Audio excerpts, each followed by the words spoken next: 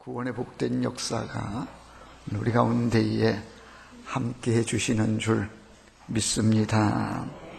오늘은 10월 마지막 주일이고 또 교회력으로는 종교개혁 기념주일입니다.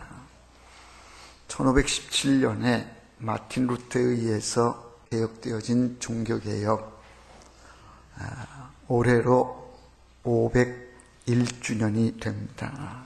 뜻깊은 날에 하나님을 찬양하며 예배를 드리고 또 오늘 예배 가운데에는 세례식이 계획이 되어 있습니다.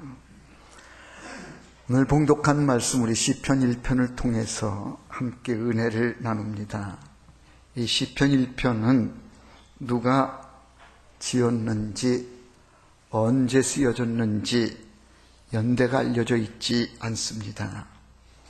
이 시의 특징은 복이란 말로 시작이 되어서 멸망한다라고 하는 말로 끝을 맺고 있습니다.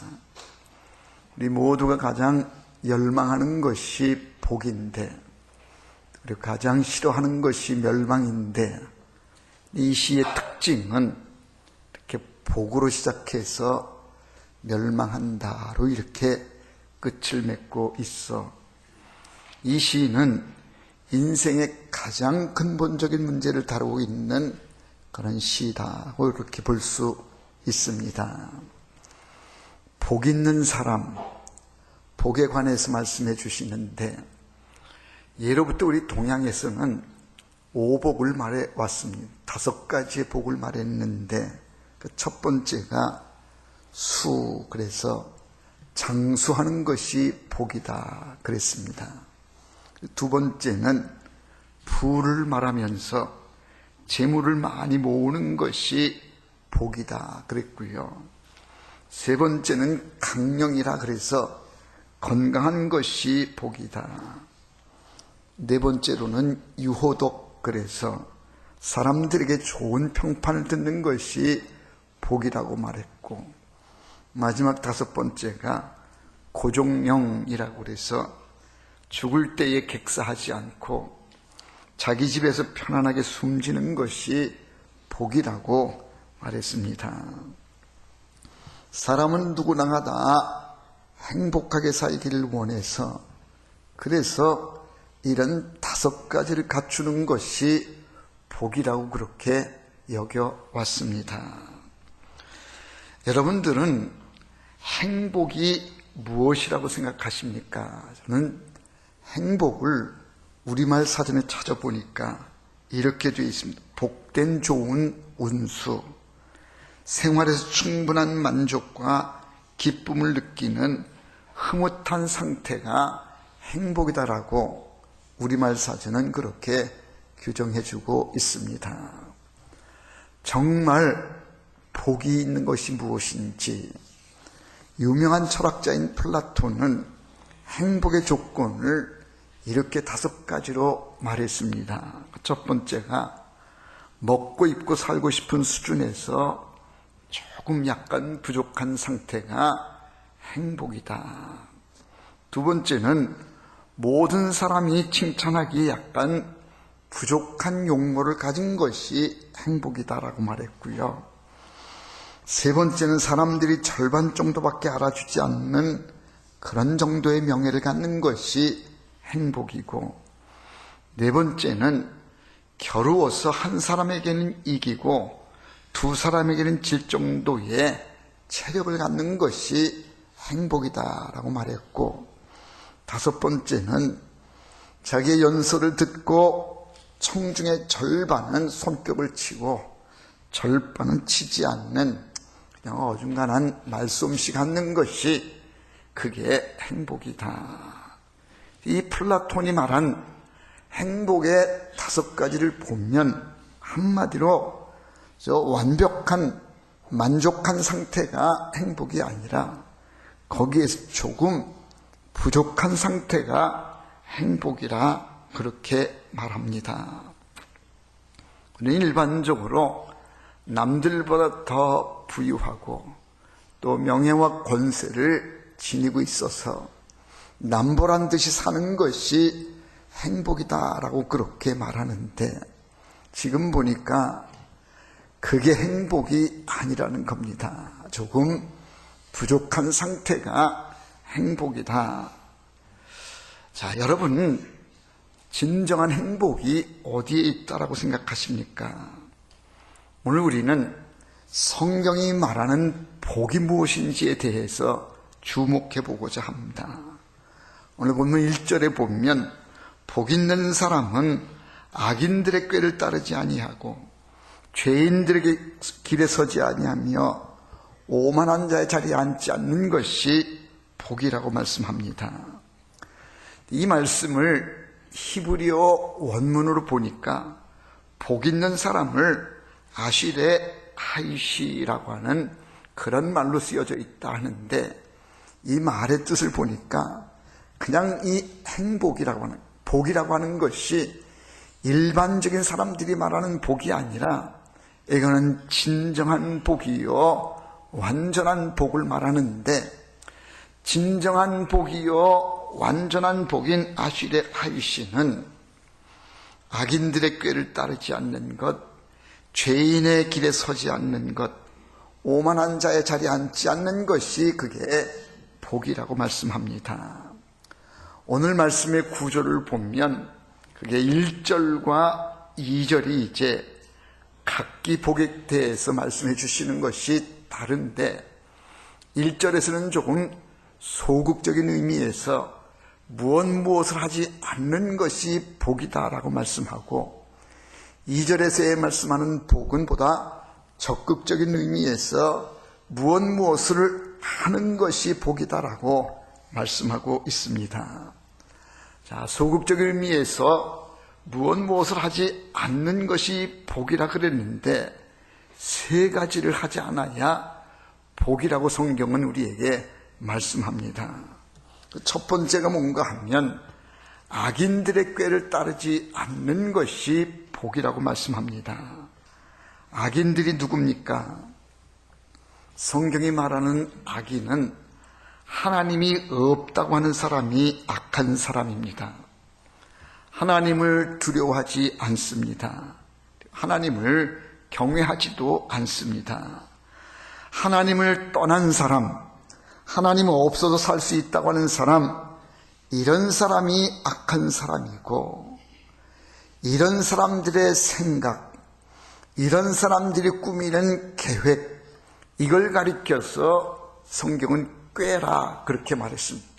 그러니까 하나님을 경외하지 않고 세상적인 방법의 생각과 방법 따르는 이게 바로 악인들의 꾀인데 악인들이 이 같은 꾀를 따르지 않아야 복이라고 말씀하고 있습니다. 우리말에 꾀가 많다라고 하는 말을 쓰고 또는 꾀를 부린다, 꾀가 난다 그런 표현들을 쓰는데 되게 안 좋은 뜻으로 우리가 이런 말을 씁니다.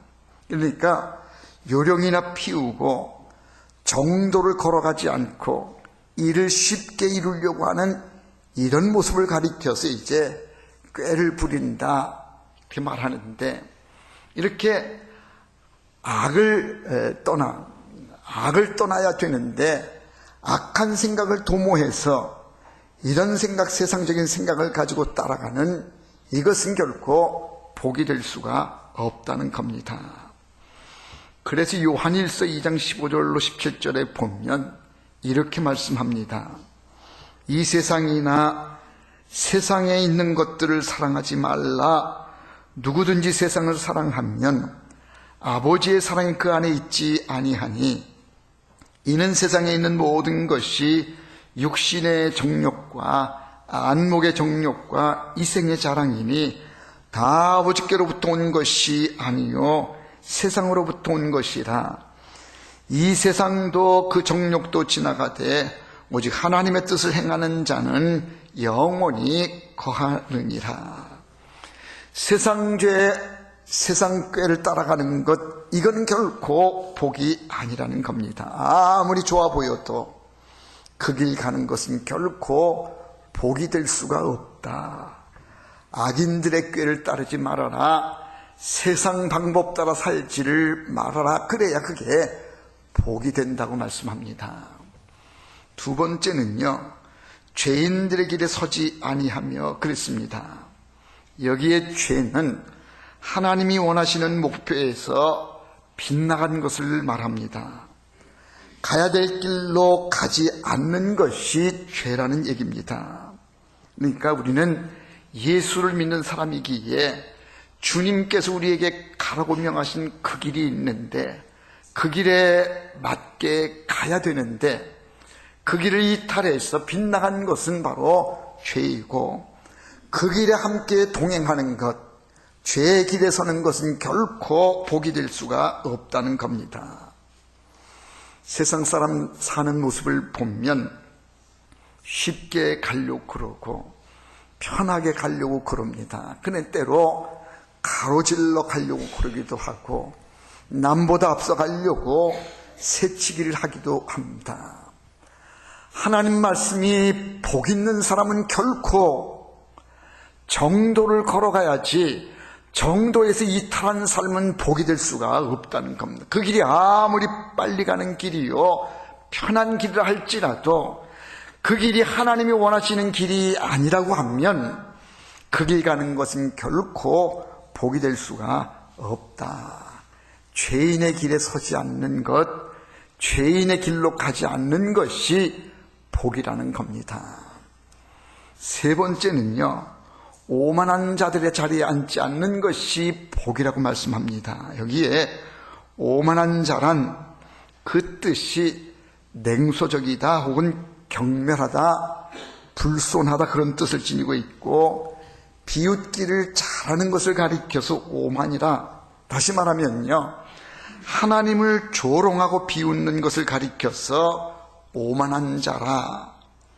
간혹 그렇게 소리하는 사람 봅니다. 하나님을 믿으려면 차라리 내 주먹을 믿으라. 이렇게 들이대는 사람들이 바로 오만한 사람들입니다. 이런 사람들과 같이 하지 않는 것이 성경은 복이라고 말합니다. 아무리 그가 내게 도움이 되고 내 출세 가도에 큰 힘이 된다고 할지라도 그런 오만한 사람과 같이 하는 건 결코 복이 될 수가 없다는 거예요. 하나님을 경멸하는 사람하고 함께 하는 것은 복이 아니다. 이런 사람들을 멀리해야 됩니다.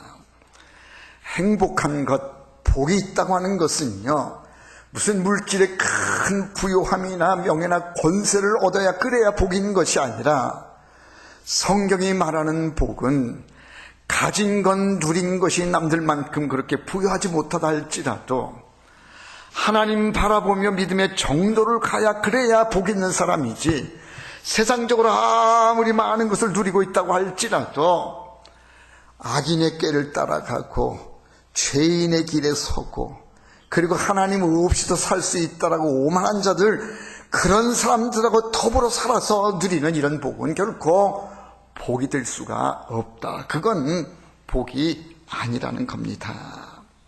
우리는 믿음의 길을 가야 되는 사람이기에 우리는 힘들고 어려워도 주님 바라보면서 의의 길로 가야 되고 바른 길 가야 돼. 그것이 바로 복이라고 성경은 우리에게 말씀해주고 있습니다.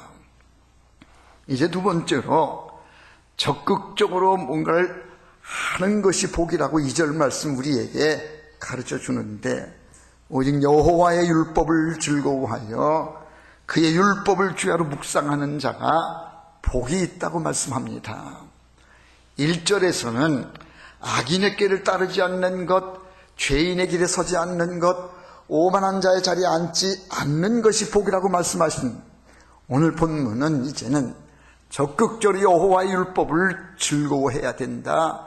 그리고 그 율법을 주야로 묵상하는 자가 되어져야 그래야 복 있는 사람이 된다고 말씀합니다. 우리는 예수를 일생 믿는 사람들입니다. 예수 믿는 이 길에 기쁨이 있어야 되고 즐거움이 있어야 됩니다. 예수를 믿는데도 왜 기쁨이 없습니까? 왜 근심 걱정이 떠나질 않습니까? 예수 우리가 올바로 믿지를 못하고 있기 때문에 그렇습니다. 요한복음 14장 1절에 보면 너희는 마음에 근심하지 말라 하나님을 믿으니 또 나를 믿으라 그랬어요.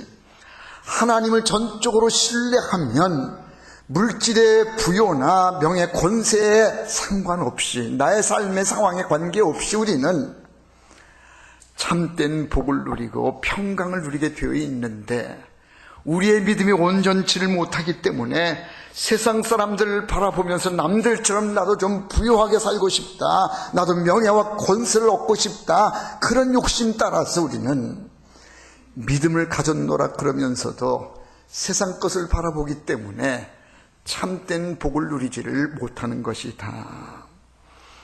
믿음을 잘 지켜야 되고 믿음의 정도를 지키면 그것이 바로 축복인 줄로 믿습니다. 예수를 잘 믿는다고 하는 사람들이 간혹 보면 세상 사람들이 잘 되는 것을 보고 어떻게 저 사람들은 저렇게 복을 많이 받았나 그렇게 말하는 사람들이 있습니다. 현지극히 믿음 신앙생활을 제대로 하지를 못하는 것이다. 우리가 아무리 힘들고 어려워도 믿음을 지키고 믿음의 정도를 걸어가고 있다고 하면 세상 사람들만큼 부유하지는 못해도 누리고 또 우리가 올라가지는 못했다고 할지라도 내 있는 삶의 자리에서 나는 복 있는 사람입니다. 나는 하나님 바라보고 믿음의 정도를 가고 있으니 나는 참으로 복받은 사람입니다. 복된 길을 가고 있는 사람입니다라고 자신 있게 인정하고 그렇게 자부할 수 있어야 되는데 믿음을 가졌노라 그러면서도 믿지 않는 사람들의 부요함을 부러워하면서 나는 왜 복을 받지 못했는가 자조한다고 하면 그의 믿음은 온전한 믿음이 될 수가 없다는 겁니다. 믿음의 길을 가는 것이 복이다. 악인의 꾀를 따르지 않아야 되고 죄인의 길에 서지 않아야 되고요. 그리고 오만한 자와 함께하지 않는 것이 복이라고 말씀하시고 여호와의 율법을 즐거워해서 그 율법을 주야로 묵상하는 것이 복이다. 여기에 묵상한다라고 하는 단어를 본문 본래 의미를 보니까 비둘기가 구구구구 소리를 내는 것과 같다 그랬어요. 그러니까 하나님 말씀을 내 안에 담고 늘 삶 속에서 하나님 말씀이 묵상되어지고 그 말씀을 우리가 되새기면서 말씀 따라 살아가려고 노력하고 애를 쓴다고 하면 그것이 복이 된다라고 말씀합니다. 여러분 이제 여러분들의 복의 개념이 달라지기를 바랍니다. 세상적으로 바라보는 복이 아니라 성경이 말씀하는 복이 정말 진정한 복입니다. 악인의 꾀를 따라가지 않아야 복이요, 죄인의 길에 서지 않아야 복이요, 오만한 자와 자리에 함께하지 않는 것이 복이다. 여호와의 율법을 즐거워하고 그 율법을 주야로 묵상하여 믿음 지켜 살아간다고 하면 그것이 복이다. 오늘 말씀은 그런 자가 받는 복을 3절 말씀에서 우리에게 보여주고 있습니다. 그는 시냇가에 심은 나무가 철을 따라 열매를 맺으며 그 잎사귀가 마르지 아니함 같으니 그가 하는 모든 일이 다 형통하리로다. 믿음을 지켜 살아가는 자에게는 하나님이 시냇가에 심겨진 나무와 같이 시절을 쫓아 과실을 맺게 해주시고 그가 하는 모든 일에 막힘이 없는 형통의 길로 인도해 주신다라고 말씀하고 있습니다. 사랑하는 성도 여러분, 여러분들이 지금 믿음의 정도를 지키고 하나님 말씀 따라 살아가고 있다고 하면 여러분들은 복 있는 사람인 것을 믿으시기를 바랍니다. 믿음 생활하지 않고 하나님을 떠난 백성들이 세상적으로 잘 되고 잘 먹고 사는 것, 이걸 부러워하고 그들을 복 있다라고 말하는 이런 잘못에서 우리는 이제 떠나야 되고 믿음을 잘 지키는 가운데에 은혜 안에 거하는 것이 진정한 복이다. 나는 그런 삶을 살고 있기에 나는 복 있는 사람입니다라고 자부할 수 있는 여러분 되시기를 바랍니다. 미국에서 있었던 일이라고 하는데요, 한 수영 선수가 금메달을 따가지고 와서 어머니에게 자랑스럽게, 어머니 제가 금메달을 땄어요 하고 금메달을 어머니에게 보여드립니다. 그러자 그 어머니가 톰에게 말합니다. 너 참 잘했다. 그런데 엄마는 네가 금메달 따는 것보다 예수를 잘 믿는 것을 좋아한단다. 네가 예수님 영접해서 예수를 잘 믿기를 바란다. 그렇게 얘기를 했더니 이 아들 톰이, 어머니 다른 엄마들은 금메달 따왔다고 잘했다고 칭찬해주고 막 그러는데, 그런데 엄마는 왜 금메달 따왔는 나를 기뻐하지 않습니까? 그랬더니 그 엄마가, 나는 금메달보다도 예수 잘 믿는 것을 좋아한단다. 네가 예수를 잘 믿었으면 좋겠다 얘기를 했더니 이 아들 톰이 저 서운한 마음에 집을 뛰쳐나갔습니다. 그리고 길거리를 한참 배회하다가 자기가 수영 연습했던 수영장으로 갔습니다. 봤더니 거기에 다이빙대가 이렇게 높이 있는데 다이빙을 한번 해야 되겠다 하고 톰이 이제 다이빙대 그 높은 데로 올라갔습니다. 이 다이빙을 하려고 팔을 쭉 뻗고 이렇게 내려봤더니 수영장 바닥에 자기의 그림자가 이렇게 비치면서 십자가가 이렇게 보여진 겁니다. 이 모습을 본 톰이 화를 냅니다. 이놈의 십자가는 여기까지 따라와가지고 엄마도 예수 믿으라고 막 그러더니 십자가는 막 이렇게 나를 따라다니는가? 투덜투덜 거리다가 에이 그만둬야지 하고는 그 다이빙을 안 하고 그냥 내려왔습니다. 내려와서는 이제 수영장 옆을 지나다가 수영장을 보고 깜짝 놀랐습니다. 왜 놀랐는가 하니 그 수영장 보니까 바닥에 물이 하나도 없는 겁니다. 만약에 이걸 모르고 그가 그 다이빙대에서 뛰어내렸다고 하면 아마 그 바닥에 그냥 추락해서 즉사하고 말았을 겁니다.